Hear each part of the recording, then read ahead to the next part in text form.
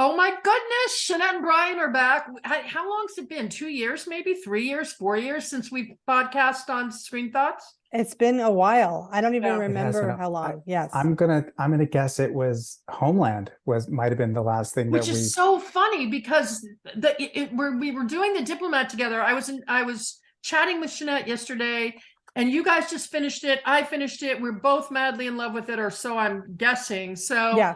So I'm like, okay, we need to do it. And isn't it funny because she's the writer on Homeland too? Right. Yeah. Right. So at any rate, we're going to talk about the Diplomat today, which dropped on last week, starring Carrie Russell, Deborah Khan. Carrie Russell's the executive producer on it too. Yep. And Deborah Khan also was an executive producer and writer on Homeland, and she was a writer on Aaron Sorkin's The West Wing. So, and you can see the walk and talk, you can see the dialogue, you can see all those things, but it's funny, everybody's comparing it and saying it's today's West Wing. But I just want to start before we get into it all. Anyone who listens to this or watches me knows that I think Aaron Sorkin is one of the great writers of our time. In fact, if I, quote the wonderful Meryl Streep, no, that's not a question. However, Aaron Sorkin, I've realized in the last year as I started to study his character development, every woman in an Aaron Sorkin series starts out being a buffoon. C.J. Craig, she's on on a machine in an exercise room trying to impress the guy next to her and falls down like a buffoon. When she goes to get hired, she falls into the swimming pool. Donna started out being a college dropout. In other words, every woman begins being an idiot and then they grow into the role. And then on Homeland, if you look at Carrie Mathison in Homeland, she was crazy. That's the only way she was palatable in one of the first series that was ever done where a female character becomes the brains of CIA brains. They had to make her a little crazy, which always irritated the hell out of me. And what I love about the beginning of this is Carrie Russell is many things, but she's not an idiot. She's strong right off the bat. Yeah, and she's not crazy, and she's not like she has insecurities and stuff. She's human, but she is absolutely not. I mean, she's smart and sharp and someone that all women and girls could look up to. Now, just for a little background, if you haven't watched it, everybody's recommending it's talk of the town, and we're going to get this out right away because everybody's talking about it now. The premise is that our protagonist, Carrie Russell, was working in undercover in the Middle East, very happy to be there. And all of a sudden she's pulled out because she's a possible vice presidential candidate. They're going to have to replace the vice president. Who's going to have to step down for vice president reasons that are pretty much everywhere in DC. And so they put her in England to be the ambassador to see if she can cut it with her husband, who was an ambassador, but then fell from grace because he seems to be somebody who's a little bit outside the box. Okay, so they're trying her out, and then all of a sudden, all of this intrigue is happening behind the scenes in England, and Carrie has to rise to it, or her husband's there. And here's the thing. It's done with incredible intensity, passion, but a little humor, and incredible dialogue. What say you guys? What do you think? Well, I loved it, and I agree with all of what you just said. The dialogue is excellent. It's funny, Bryan and I were watching, when we first started watching it, we kept pausing it to tell each other how much we already loved it. We're like 5-10 minutes in, 15 minutes in, exactly, pausing it. Because one of the things that it does, and I think is a sign of a really well done show, is it trusts the audience to be smart enough to figure things out along the way. And it doesn't try and catch you up to every single character's background and what's going on within the first 2 minutes. You don't need it. You don't need it. Yeah, it's brilliantly written. It's got a really fast pace. There are definitely things about it that are outside of reality, but it's entertaining. Like, it's not supposed to be. If we wanted just reality, we could just turn on the news. So it was I really loved it. What about you, Bryan? What do you have to add to that? So, I thank you for sending the podcast earlier, the one that had the writer on it. Helpful, What's right? Khan? What's her name again? I'm sorry. I'm trying Deborah Khan. Deborah Khan. And you know, it's funny because I was thinking this anyway when I was watching it, but it has elements of Homeland, but not the gritty, really scary parts, but it's got the movement and it's got the essence of it. So that kind of sucks you in because it's like you said, behind the scenes that you don't necessarily get in real life. And it kind of, there's a lot of what ifs happening. Well, Homeland did not, I don't remember a humorous moment in all the seasons that we all. That's true. This is definitely a lighter version of Homeland. And unfortunately, I never watched West Wing, but Shanette has told me enough about it that I can get the feel from it. But you're excused. You're not allowed. No, you have to leave right now. Well, West Wing, the difference, you definitely get a feel of West Wing, but West Wing's a little too pat and like the banter's too, I don't know, too convenient that they have always the best Barb to come back, where this was felt a little more authentic. Well, we all listened to Deborah Khan on an interview, and one of the things she said that I think Bryan is, brilliantly referring to, and that is, she said, when she has always wanted to do something, she believes that we as Americans are not really recognizing the enormity of how our stature in the global sense has fallen because we don't keep our word, we make alliances, we ignore them. In other words, that the last few it just has not gone well. And she's always wanted to show how that perception is perceived overseas. So enter Homeland. And she said one of the major input pieces she got from Homeland was that people said, I have to take a break every now and then. It's just too intense. It's too much. There's no relief. I'm going to use the word unrelenting. And so I think what she did was she said, look, I think I can write something that doesn't have the unrelentingness of Homeland, but it also has the enormity of how we're perceived over there. And that's one of the things that, I mean, as much as you sort of feel awful, you can see how other people would view this country and our inability to see how our actions affect others, Yeah. Right. And I think also what I like about this show is that it doesn't take itself too seriously, and you kind of have to stretch your imagination. That, is it possible these things happen? Sure. But let's not kid ourselves. Let's be grateful that these things don't happen. But then again, we didn't think Trump was going to happen. So as far-fetched we didn't. A lot of people did, but right. You and I but did. Right. But as far-fetched as this show can be, it still touches upon it could be possible, and let's go with that. So I thought it's really well done in that way. But well, it's funny because she said one of the things she was concerned about is people said there's no way somebody from the Middle East would have been pulled out of the field and stuck into an ambassadorship position, and then it would take like 4 years, she said. Well, the foreign service, right. People who are career foreign service operatives are not people who would have those cushy ambassador roles in countries where it's normally the biggest donors or who raise the most money. But they did a good job of sort of explaining that away, which I thought was good. Well, also he was an ambassador. I thought having him be an ambassador sort of gave that entree for that as well. But they made it clear that neither one of them were big money people. In fact, it was the Hal character, her husband, who explained that there are one of the people working in the British, Hal Weilers, who you're referring to, and he played Rufus Sewell. He's great. I mean, I'm sorry, Rufus Sewell plays Hal Weilers. Can we talk about him for a second? Because I was just going to say, we've got to introduce him though. Where you've seen him? Yeah, I've seen him in a number of things. I love him because he a lot of times Holiday, he was the bad guy. He almost always plays a bad guy. Man in the High Castle. Yes, and he's always a bad guy that there's just something about him that you love. And I'm drawn into him. By the way, if he said to me, meet me upstairs, I'd be like, what time? But he really, they're so perfectly suited together. First of all, the two actors, Carrie Russell and Rufus Sewell, they have such a great on-screen chemistry, but they balance each other out. It's just, and he really helps that pull those storylines along, because he's able to throw in the humor, throw in the, stirring shit up kind of moments, kind of has that twinkle in that evil twinkle in his eye, but yet you can't stop loving him because that's the actor. He's always like that, and he's perfectly suited for this role. Well, last time, Carrie Russell is, in my mind, best known for The Americans, which I thought was an amazing series.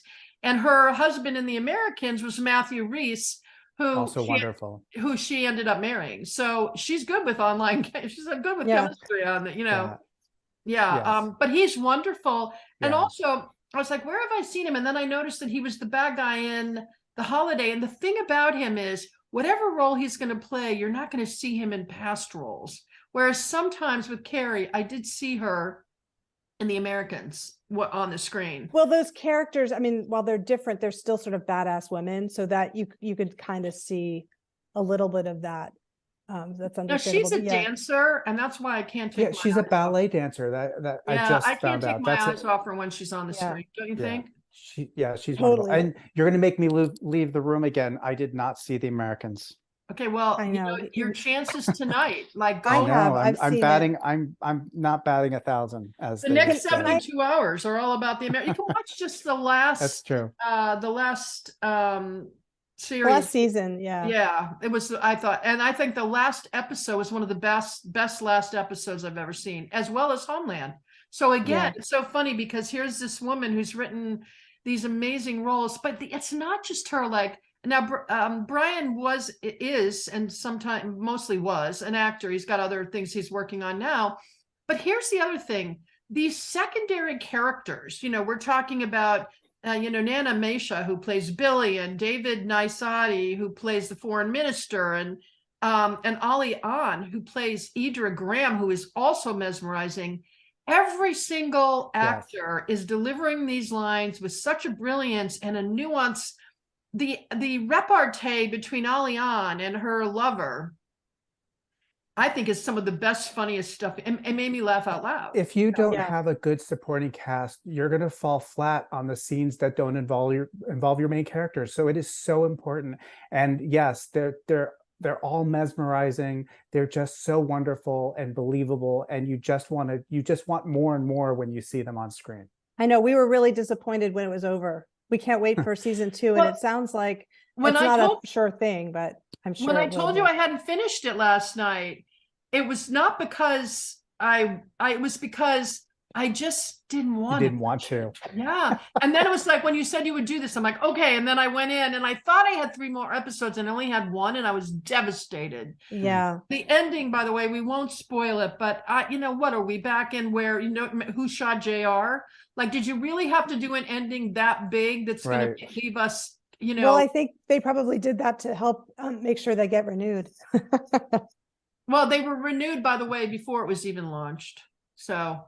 Well, I read a few things, and it's not guaranteed, but yeah, I'm sure. Let's just say it is. Well, I think they're waiting for Carrie to sign the contract. However, she wants to do it, and she signed on for this because she loved the role, and she went on as an EP, which is very unusual for her. Yeah. That woman is very, very talented, very talented. So I think she's amazing. Okay, now the other thing is I asked you guys if you had seen The Night Agent, which a lot of the reviewers are comparing this to The Night Agent. And if you didn't see that, I recommend seeing it, but it's nowhere near in the caliber. No, I mean, but you know what this more reminded me of? action-packed and more spy-like, but still a wonderful show. We loved it. Well, they said that they were trying to do it this way because they tried to make it sort of funny. She's not really an agent, and then she's stuck as being an agent. So there's a little humor there. And they said where The Night Agent misses, this nails it. So that it really shows, not that it's not a good show, The Night Agent. Would you recommend The Night Agent as well? Absolutely. I mean, if you did, I would sort of, I wouldn't say must see. I'd say if it's on, watch it. But I think I think it's more about the entertainment and action, and it moves. But I would. But the one of the shows that this reminded me of is Berlin Station. Did you ever see that? No. Do I need to? You Yes. should watch it. It's excellent. But But you the need to watch reason- it. You need to watch it in German and with subtitles. Do not try Yeah, don't to. listen to it dubbed. But Oh wait, we're talking about Berlin Station. I'm sorry, I'm thinking of oh, Babylon Berlin. Babylon Berlin, which No, is also a Berlin wonderful show. Station. Yeah, Completely Berlin Station, different, I think, is in sorry. English. But there's Yes. also, they speak German sometimes because But it's they're in yes, Berlin. it's in English. I'm sorry. But it is excellent, but it reminds me of some of the stuff you were talking about earlier, where it comes to sort of the bigger picture of how an ambassador and also the CIA people, the people who are heading up the station in the CIA have to deal with the politics of whoever's in power, even if they're career foreign service people or career, CIA or any kind of government employee that's going to go from administration to administration. They still are reliant upon the powers that be back home ultimately making the decisions. And I think there was a lot of that. Berlin Station had a ton of that, but there's a lot of that in this. And it goes back to what you were talking about originally, where, looking at how the impact the United States has on the world. I think it also commented quite a bit on the worldview of the United Kingdom and how that's been diminished now that they've left Brexit, right? There was a lot of poking fun at the Brits for not having the status they once had and the influence they once had within the EU, because they are no longer part of the European Union. And in fact, the Financial Times panned this, and I'm sure it's because they're a British publication and they didn't really like how they were being portrayed. Well, by the way, the Brits are very big at panning anything outside what they want it to be, So Yeah. I get that. But the other thing is, I think it's smart to have it take place in England, because the relationship between America and England is so rich and has gone on for so long. And it shows now how easy it is to break it down, because there's distrust. And there's certainly distrust in real life between England and America. Now, they asked Deborah on this, on this interview that we saw, they asked her, well, what about that relationship? And one of the things is, she said, I didn't want to use real names. She didn't use the name Biden or whatever. She didn't want to do that because she wanted to have the freedom to not have to stay within the parameters of those particular characters. So, but it's obvious who we're talking about, etc.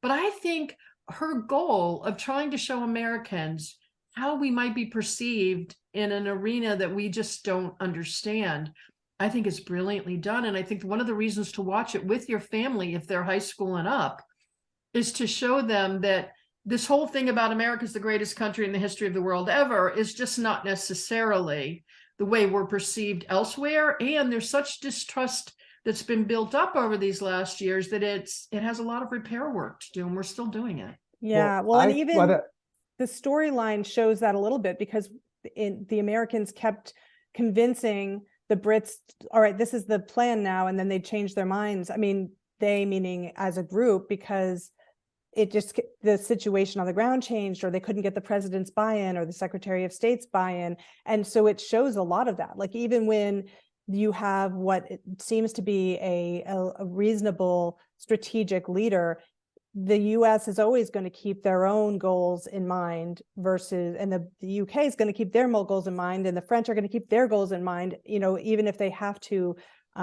compromise to reach consensus with their allies. Well, what I thought was interesting about trying to write when history is being made as we speak, and trying to write something and trying to make it current, is how she wrote in a woman becoming ambassador to the UK, and she was told there'll never be a woman. And lo and behold, just before this, happened, was it last year? There's a woman ambassador to the UK. So she said she was so relieved. Yeah. Right. So it just shows you that times change, and good for her to be with that changing of times and writing this stuff and being current even before she even knew she was being current. I agree totally. And including Ukraine. Yeah. Well, I was just going to say Ukraine. She added in that how could she leave Ukraine out? Because Ukraine has totally changed the trajectory of all these relationships. We have to come back to combining and being a group together. So it's really, really good. Now, also, a lot of people are comparing it to Homeland, the Diplomat, West Wing and Grey's Anatomy, because Deborah also wrote for Right. Grey's. And I think the female characters' dialogue between each other is very Grey's.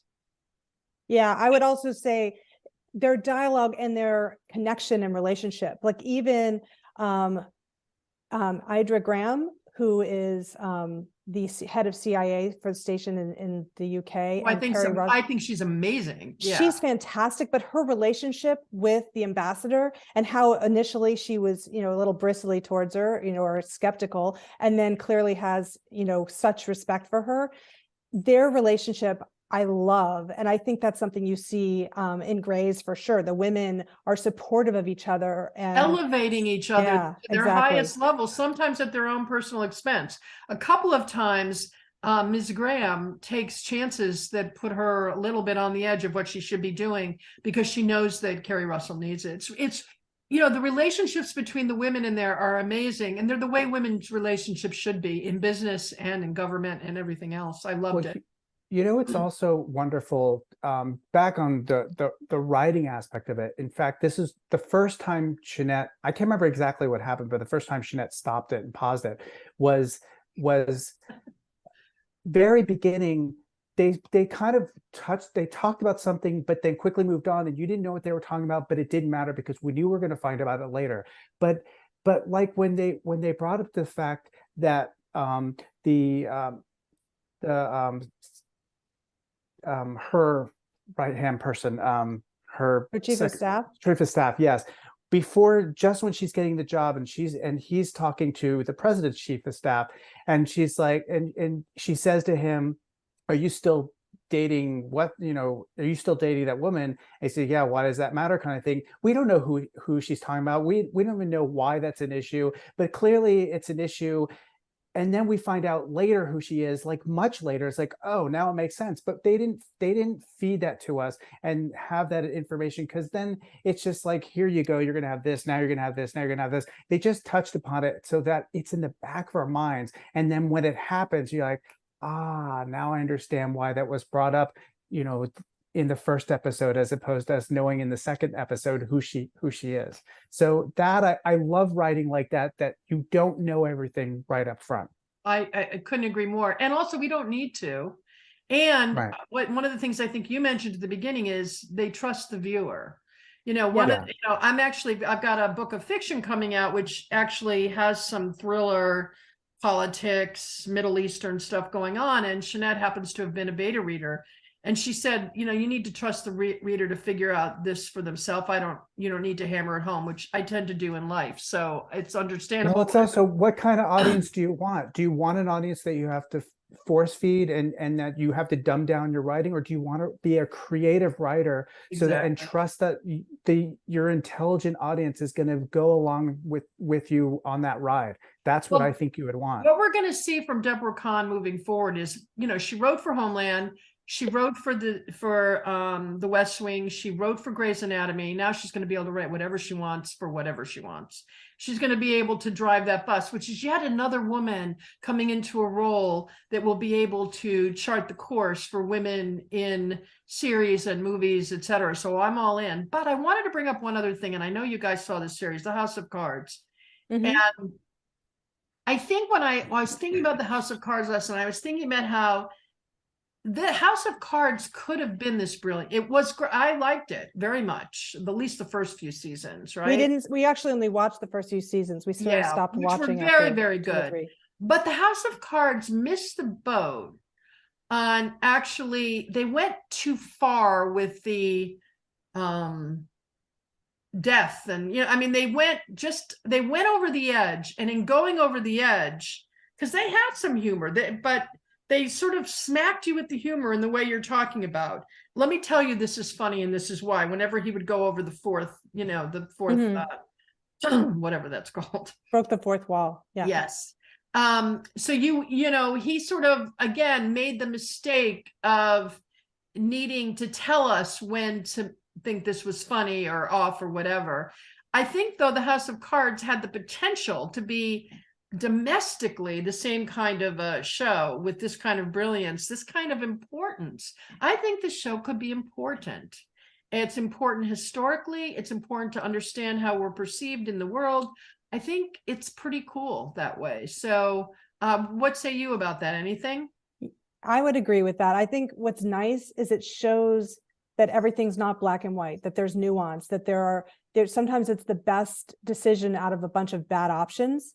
And so, but that for the most part, people have the best of intentions. I mean, I feel like that's what's come out of this so far.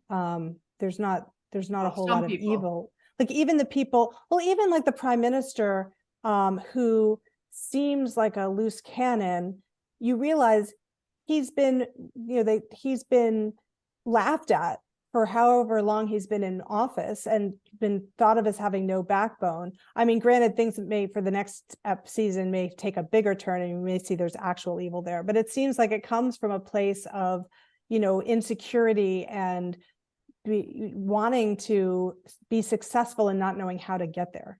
Well, the other thing is they don't hit you with any corruption till toward the end. And again, we can't do spoilers here, so we won't. But I think there's going to be a whole nother layer that comes out in season 2. The other good news is, because I was like, gosh darn it, like, am I really going to have to wait another year to find out what happened after this, this incredible ending?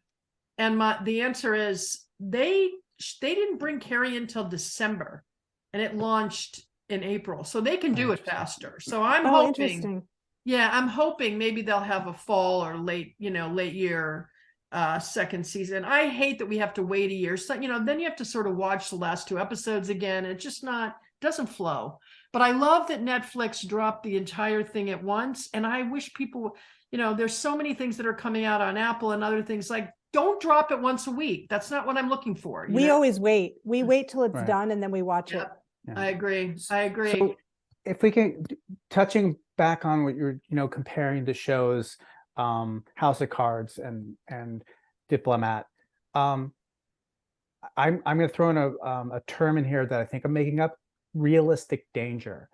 And I think that's the thing that I think people like to see, because there are TV shows or movies out there that the danger is so much it's almost unrealistic, like people being blown apart and people House of Cards.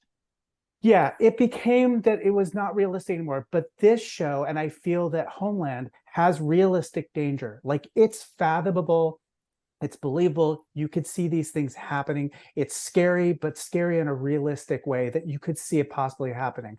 There's so many times you're watching a show, it's like, okay, that's just a bit much, and then they kind of lose you a little bit.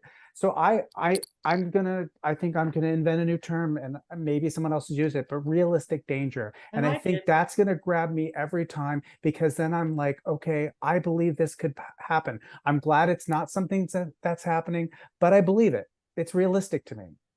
Well, I think we're about ready to wrap up, unless you guys have a final moment. But I love ending with realistic danger, because again, there's so many elements of on this. It's intelligent, it's humorous, it's quick paced, it's got realistic danger, which keeps your adrenaline. I mean, how many assets do we have to give it before we say this is one of the top shows of the year? I would say. Yeah.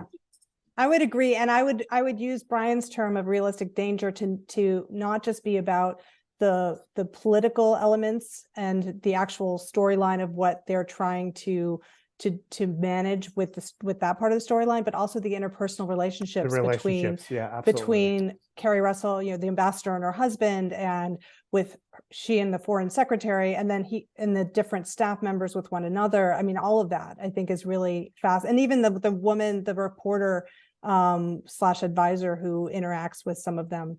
That's all. We didn't talk about that, and it would be remiss not to. There's problems in the marriages, but to me, talk about realistic. Those problems made sense to me. It wasn't that she didn't care about him; she just couldn't make it work with him. She couldn't be her best self with him, which I do understand. Relationships are not easy, and to not be able to be your best self in a relationship is really, it's untenable. You can't. I kind of thought of them as like the Clintons, where they have such a great relationship. You know, he's such a jackass. He's kind of screwed up their relationship because he's a womanizer and all this, but you know that there's this love He's not a between them. womanizer. Clinton? Oh, Clinton. Oh, Yeah. No, I'm sorry. I'm oh, just you're saying talking that about Hillary and I'm Bill talking now. about, yes, I'm Okay. talking about the Clintons and how they are, but Yeah. yet they're still together because there is a love bond between them. Yeah. And I feel like that's sort of how I feel with Hal and what's the character's name again? Kate. Hal and Kate. They have this chemistry together. They have this love that, And you such know, respect for their intelligence and Yeah. strategic thinking and all of that. right. He's brilliant that's at what really he well does. put. Yeah, I love that. I love that. But the other thing is the problems in their relationship were also a little bit unusual, which I haven't seen. You know, you see a lot of problems in marriages on television and in series. But the problem in their marriage was she couldn't be her calm, best self with him. It wasn't that she wasn't attracted to him or she thought he was an idiot or whatever. She just knew that his way of getting what he was going after made her not okay. And Well, so, and ultimately, she was in his shadow. and ultimately she doesn't trust him, right? I mean, that's the biggest, I think, kink in their relationship. but it's is a different kind of non-trust than Hillary with Bill. Yeah, Yeah, no, it's not that kind absolutely. of trust. She doesn't trust, right? She doesn't trust him that he isn't going to go off, go rogue and do something that's going to hurt her career or hurt, basically. Well, but it would. Well, it would though. It does, yeah, exactly. But here's the thing. But we haven't seen that in much. I haven't seen it much. I've seen non-trusting where the guy's going to fool around or the girl's Right. going to fool around. But I haven't seen where I don't trust you to behave in a way that I am not totally blown up by whatever it is Right. you feel the need to do, which, by the way, is sometimes a good thing. Like, Right. it's not like he's acting out of bad faith or whatever, And the other thing I liked about it, which I should have mentioned, I'm so glad you brought this up before we ended, is he's got an ego and he lays it on the line for us. He says, I don't want to carry your purse, like, what am I supposed to do? Right. And by the way, how many women have felt that way in our lives, And so he's bringing up issues that I think are actually in our lives in a way that is I think and true. It's something, you're absolutely right, that it's not something we see typically portrayed on the screen, but it is something that is in real life all the time. I mean, I know a number of very successful, confident, from a career-wise, hugely successful women who their marriages couldn't handle that because their husbands weren't as successful, and that was one of the things that ended it's true, but it's done so well. So even if you've seen it in something else, it's just done in this realistic but almost gentle way. I don't know how to describe it. Where they're sad by it. Right. But this is what brings me back to the Clintons, is because if Hillary had become president, I could see this is how Bill would have been. It's like, I want you to, I'm just going to be the first husband, I'm going to be the first gentleman, however you want to, and but it would have been hard for him, but he wanted it for her. He really wanted. Yeah, but he still would have been putting his hand up to give speeches. Exactly. But that's what's happening in this show, right? It's like, he wants it so badly for her to succeed, but yet he has a hard time keeping his mouth shut. And that's look Bill at what Clinton. Bill did to Hillary in the campaign a month before the end of the campaign. He gets on an airplane with the friggin', who was it? That, totally inappropriately and blew it. The attorney general. She went down in 6 points or something. Right. He couldn't help himself. Right, because he thought he was helping himself. Yes. Yeah, exactly. He was helping too much. No, you're right. And that's how I feel Hal is. He wants this so badly for her,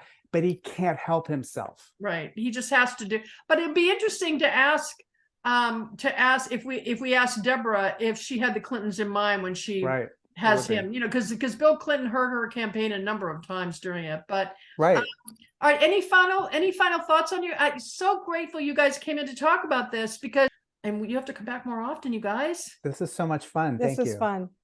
This is Okay, fun. And go right. out and see it, everyone. Yes, let Yeah. us know. You don't have to go out and see. You can watch it in your home. And Oh, let us right. know Don't what go you anywhere. think. Don't leave You know? the comfort of your homes. Just see it. Exactly. Right. All right. And then also let us know what you thought. We're looking forward to being able to Yeah. hear it. Okay. Thanks. Thanks, Chris.